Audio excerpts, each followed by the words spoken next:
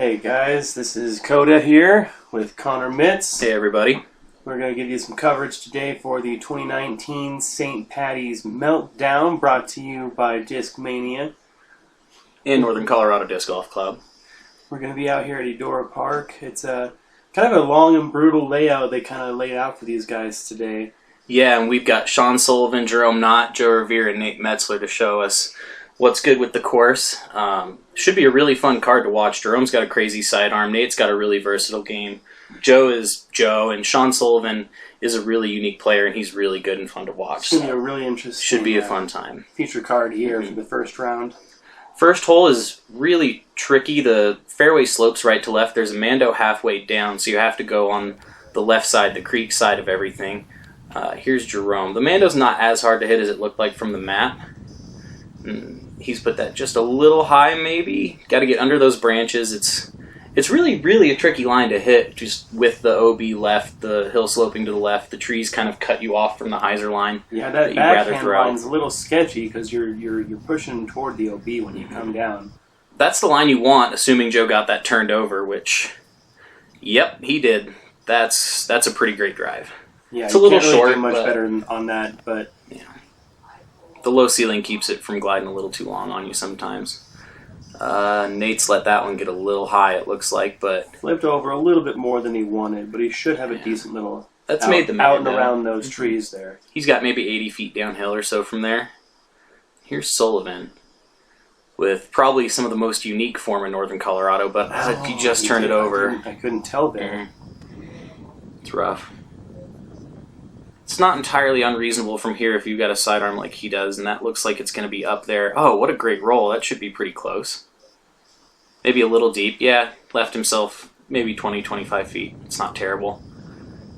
Here's Nate from that next tree up. Just a little that came out a little late. Kind of held on to it a little long there and came a little low. And, you know, with the wind that was out there today, it was a little bit cool with, you know, some of the snow still on the ground. Nice upshot from Jerome. That may just be a function of not being entirely warmed up. But, and that snow is a factor as well. Yeah, it affected a lot of the footing, and it looked like he was just laying that up. That OB is pretty darn close to the basket, so if you run it from too far out, you can get in trouble quickly. It looked like he might have had a bush in the way, too, kind of going over that and just going up there for the next shot. Wow. A little bit short from Joe there. That's an awkward stance, though. Just right behind that one bush and some low limbs. Oh, that's just a little low, too. He gives it a good run, which that OB line there is not all the way to the water, so that OB is pretty close there. Mm-hmm. Yeah, there's probably maybe a foot in places where you can be dry but still out of bounds. And Jerome had a good par there. Mm-hmm. Making it easy on himself. Joe taking a par 2. Bogey and a double bogey from Nate and Sully there.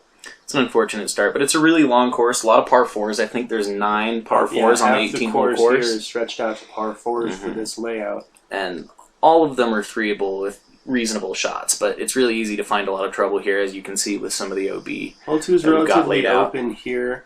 You know, there's no Mandos. It's just choose whether you want to take that Annie route or the sidearm over the water. Or surprised Jerome didn't go sidearm, but if you're going to hit that line, that'll get you in a just fine spot. Yeah, that's where you want to be on that drive. I'm not sure. Joe looks like he's fixing to line up the same shot Jerome just did. It's a little bit of a tighter gap if you go that right line. It's not as wide open, but there's a little bit less danger than going with the Anheuser line. I feel like the big Anheuser more often than not gives me an all right upshot, but it's interesting to see some of the best guys in Colorado going with that right side, kind of more conservative route. Well, safe golf is at least par golf, you know, and if you go safe, you're probably going to end up with a good round. Yeah, it is pretty easy just to lay up for a par 4 over there. Nate's taking that same route. Is he going to get around that? Oh. And just a fine kick.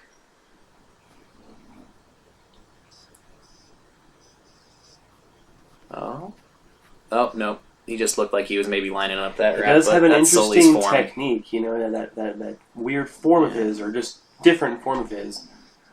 Worked just fine. It works perfect for him, you know, so don't fix what's not broken. A lot of them are looking at a hyzer line here over those trees, kind of cutting back toward the water. Yeah, and if I remember right, the first day the wind was kind of coming left to right, so it was cutting down the hyzer. So as long as you got it high enough, you'd have an all right shot. And Joe definitely got it high enough. It's a little short, I'm sure, for his liking, but he'll have a putt. Yeah, but that OB behind is kind of scary. It's a little bit of a death putt going down at it. Yeah, and if you get a little bit too much glide coming out to the left, you can go OB or do what I did and hit that picnic bench right there and then skip OB. So Sullivan just there's hit some that interesting tree, danger. But he fell down to a nice open shot, Yeah. which is nice. It's not the closest putt, but he'll be able to give it a run if he wants. Nate taking that same hyzer line. Oh, wow. That looked great, and it is great. Yeah. Dropped right there where he wanted it. Shout out to Discmania for giving us all those nice disc golf park baskets for our temporary baskets. That was super helpful. Made for a lot of consistency on the course. That's a nice shot from Jerome. Having the same baskets all the way around is super convenient. Like, it just makes the biggest difference. He definitely was giving it a little bit, but should be an easy enough par from there.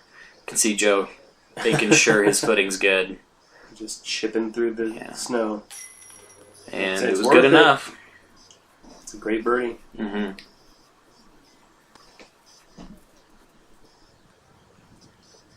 That should also be a birdie, yeah. Basically a tap for great birdie upshot for Jerome there. Nice shot. Mm-hmm.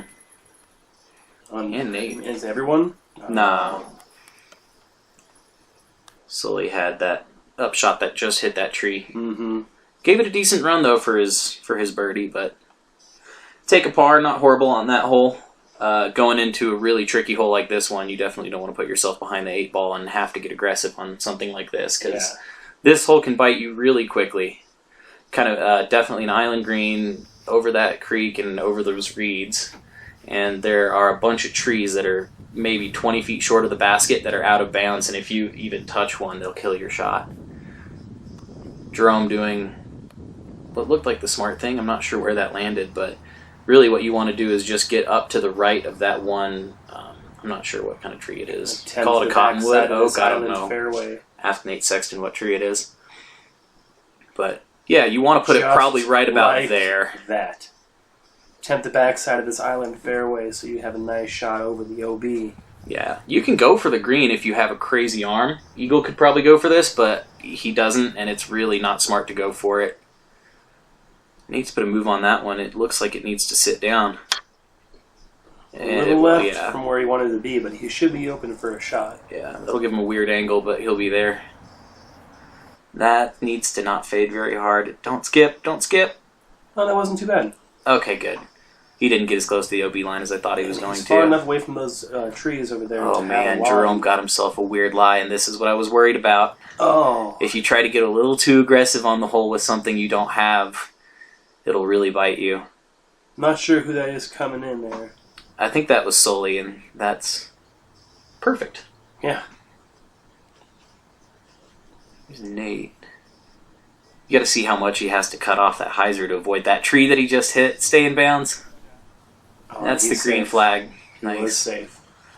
And here's Joe from his basically perfect drive. Yeah. Looking at a 2 here, but he might be laying it up. Yeah, he's probably laying that up. Yeah, but worth it. 100%. Feel that you can hear that little bit of breeze coming in.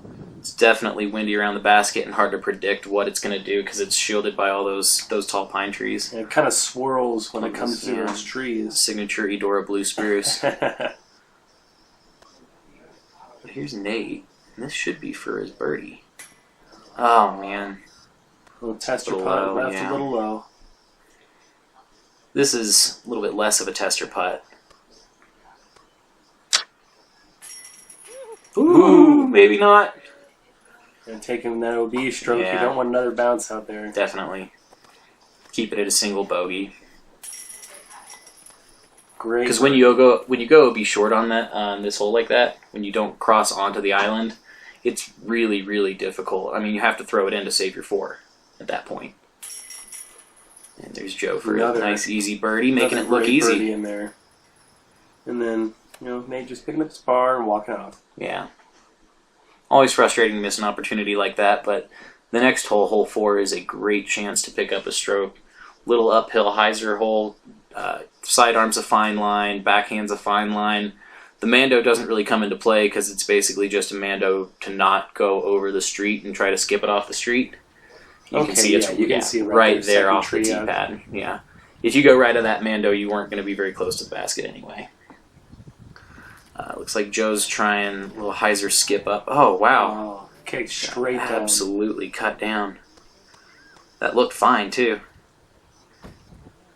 Sullivan looks like he's trying similar line. That's going to have to skip, but there's plenty of pine straw up there, so yeah, that'll worked out beautifully. Totally fine. Give him 15 feet for a 2. Nate doing the same shot. Getting a little flip on that. Mm-hmm. Oh, wow. A little long. Went right by the bucket. But all that pine straw really just lets it keep skipping. It is a really slippery green. And where it's That's not, what I figured Jerome where would it's not do. dead pine leaves, it's all dead grass. It's all just slippery everywhere. Oh, wow.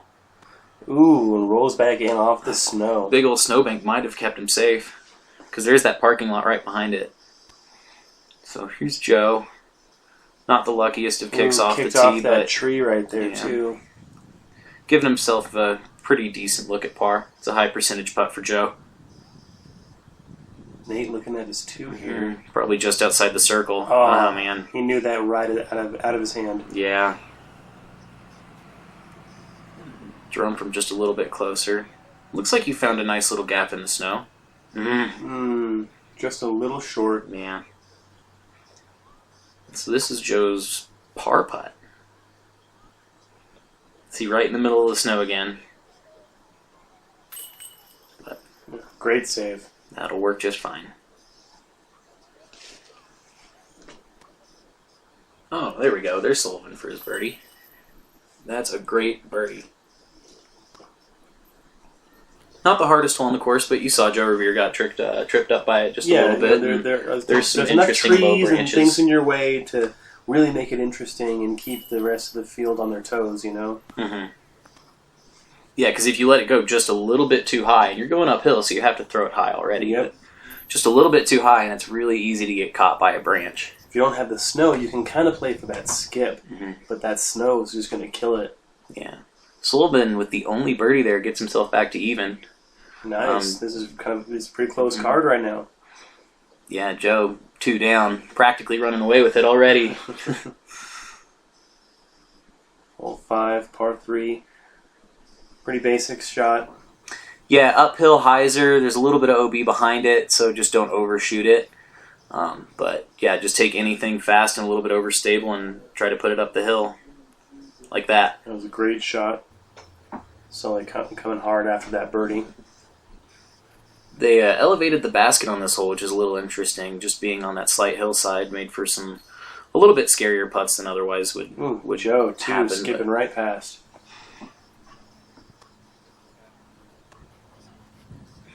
Those pads look pretty nice. Yeah, I think those are also Disc Golf Park tee pads that Discmania let us borrow for any of the temporary holes that didn't already have a tee pad, or there are a couple places where we teed off of that had carpet tee pads, and they laid those over the top of them. It's definitely better than the snow. Mm-hmm. After Nate got kicked down by the tree, wow, Jerome showing his versatility his correction there, and really read that well. Yeah, sidearm backhand doesn't matter. Ooh, probably just laying that up. Guaranteeing his par. Mostly Joe for his birdie. Got it. Too easy. That was a good putt for Joe, and that elevated basket makes it a little tricky like that. Oh, man. That's a tough one. Just a little high and left. Maybe not quite committed because of the elevated basket, giving him a little bit of a weird look, but stroke Jerome. Dropping the disc. And rest of the crew cleaning up their pars. No one taking anything too bad. Good birdies from Jerome and Joe, though. That's a tricky hole. I'm surprised that more people birdied that than the previous hole, but sometimes that's just how it happens. This hole, double Mando about halfway down the fairway. It's a little bit difficult to keep it between the Mandos at times because it's a little slippery. It wasn't too bad on the tee pad, but with the wind coming through, it was a little tricky to make sure you hit the Mando. The safest thing to do is doing what Joe's doing here. And, ooh. Well, if he didn't hit that tree, he was going to bail out just a little bit left. Yeah. Yeah. He'll be in a fine spot. Oh, that's a little early, but Jerome doing the same thing, just kind of hyzering out into the middle of the field, which gives you a decent upshot, gives you a couple different options for getting up to the basket. But and it is a par 4, so he's still looking at a good shot for a birdie there. Yeah, it's so tempting to try to bite off a little bit more on the right side of the fairway and test that Mando to cut more distance off the hole, but it's really not worth it. He did try to cut that right side of the fairway off, but he just ended up a little short. And hyzering out on this hole, like I said, is just fine because it gives you so many more options for the upshot. And that's doing that kind of dangerous cut a little bit more off the edge shot, which it does give you a much better upshot. The fairway because it leaves you open for the next shot. Yeah, well, if you leak left enough too, you get that left side flick upshot hyzer. So if you don't have a great flick, it's a little bit easier to try to cut it inside and keep it to the right side of the fairway on the upshot. But it is dangerous because if you test it a little too much on an ante with the kind of right-left headwind coming up that hole, it'll flip your disc over that Mando really quickly. Not to mention the OB on the right side of the fairway. It's a little bit easier to approach it from the left, but still's not the most... Oh, man. Should be in bounds. Everyone except for Jerome's taking that hyzer line around the trees. Mm-hmm. He got far enough out to be able to have this shot, and that's looking good. This is what I was thinking about. And that's just the perfect shot. Throw it out, bail left, flick up shot, make it off easy. The cage. Did he? Wow. Gave it a run. Joe giving it a run. A little low, but still up there for the next, just to tap in. Easy enough par. Good save. Mm-hmm. Dead center, too. Where did Jerome's birdie land? Oh, wow. He is parked. Great birdie. If you have a versatile game like Jerome with the forehand and the backhand, like I said, I think bailing out like that and then throwing the flick up shots is a really smart way to play this hole. And there are a lot of forehand friendly shots on this course. Yeah, the backhand on this one's crowded just a little bit more. The tree is a little bit thicker and closer to the basket. Definitely. And the other tree is a little thinner, farther off, so you have more of an angle to come in at. Yeah. Jerome with the only birdie there. Everyone else will take their par. Moving on to hole 7. The tee pads move back just a little bit from what it usually is. The double Mando isn't really in play unless you shank it, because you definitely want to go in between those two trees anyway. You can see the green tape on the tree to the right, and you can see the white sign there just a little bit to that tree to the left. So it's really difficult to get to the basket if you miss that Mando anyway. And Jerome comes up a little short there, which leaves him basically a death putt. Yeah, that's the easiest mistake to make on this hole because, like you just said, it's a death putt if you are short, but it's an automatic OB if you're long, basically, in the basket. I mean, you've got maybe 4 feet behind the basket. Not even, I don't think. Maybe. You take your meter in and you're under it. Yeah. Joe gave himself a good putt there. It's, like you said, a death putt, but it's pretty close. Oh, that needs to sit before it gets too far. Oh, that's fine. Another great shot.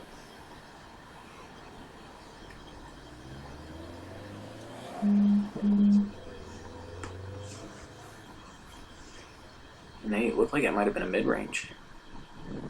Might be just playing it safe to make sure he doesn't go over, but that leaves him longer than he wants to be. I prefer to attack this basket off the tee pad rather than and he definitely laid that up. Yeah. And Nate's probably doing the same thing here. Yep, definitely 2 layups. Because that's a scary putt. I'm not a fan of that one. Yeah. That was my strategy. Get it as close as I can and try not to have to putt it.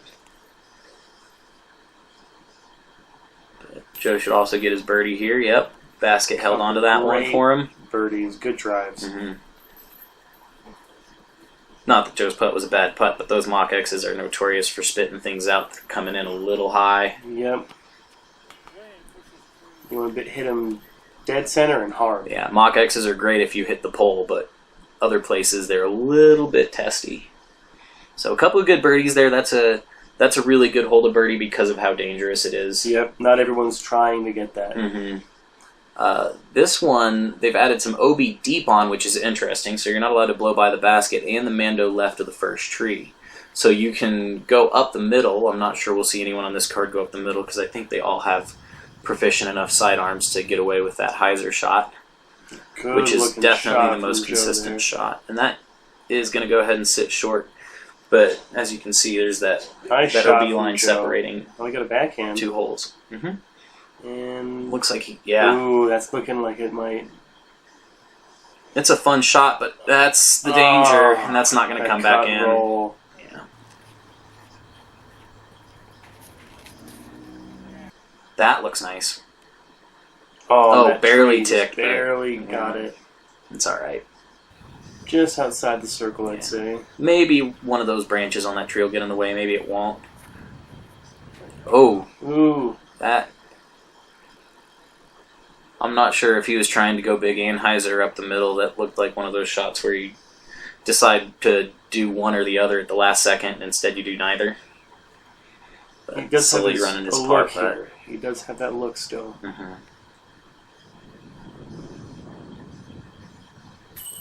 Oh, man. Good run. That's a low ceiling. That's a tricky putt from over there. Jerome just a little off. Good putt, though. And Joe getting for another another birdie. The only birdie on that one. Mm-hmm. It's kind of surprising, but there's plenty of danger on it. It's easy to kind of get underconfident. It's not the most difficult shot in the world, but when you put that much danger in the way, it'll get in your head and cost you a stroke just by not committing. Jerome and Nate are going to clean up their pars here. Mm-hmm. And Sully should have pretty much a tap in here for his 4. Yeah. On to hole 9. Or hole 3, or hole 10, if you play Eudora enough. Depending on the layout. Yeah, they whatever changed hole it is enough. right now. But we got some OB on the right side separating you from the Veterans Memorial, and we got some OB on the left side separating you from what will be tournament hole number 17.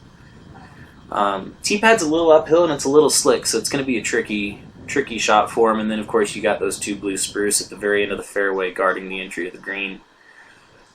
Joe's got it turned. If this slides under the trees like most people try to do, it'll be a great shot. It looks like the snow kind of ate it and Yeah. stopped him back too late.